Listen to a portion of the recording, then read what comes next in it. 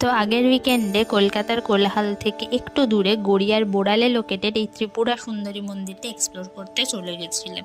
মন্দির প্রাঙ্গণের ভেতরের এই ছোট্ট পুকুর, এত গাছপালা, শান্ত পরিবেশ আর ধূপধুনোর গন্ধ সব মিলিয়ে একটা দারুণ পজিটিভ ভাইব দিচ্ছিল। আর বোড়াল শুধু কিন্তু একটা লোক্যালিটি নয়, এর সাথে ইতিহাসের সেন যুগের যোগাযোগের কথাও শোনা যায়। আর সময়ের সাথে সাথে মন্দিরের রূপ বদলালেও মায়ের প্রতি মানুষের বিশ্বাস আর ভক্তি এখনো একই রকম রয়ে গেছে। সূর্যাস্তের সময় মন্দির প্রাঙ্গণটাকে যেন আরও সুন্দর দেখতে লাগছিল।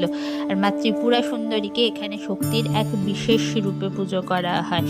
খুবই জাগ্রত এই মন্দির এখনও অনেকটাই আনএক্সপ্লোর্ড, তাই এখানে ভক্তদের ভিড় সেরকম চোখে পড়বে না আপনাদের, এবং আপনারা যতক্ষণ ইচ্ছা বসে পুজো দিতে পারবেন।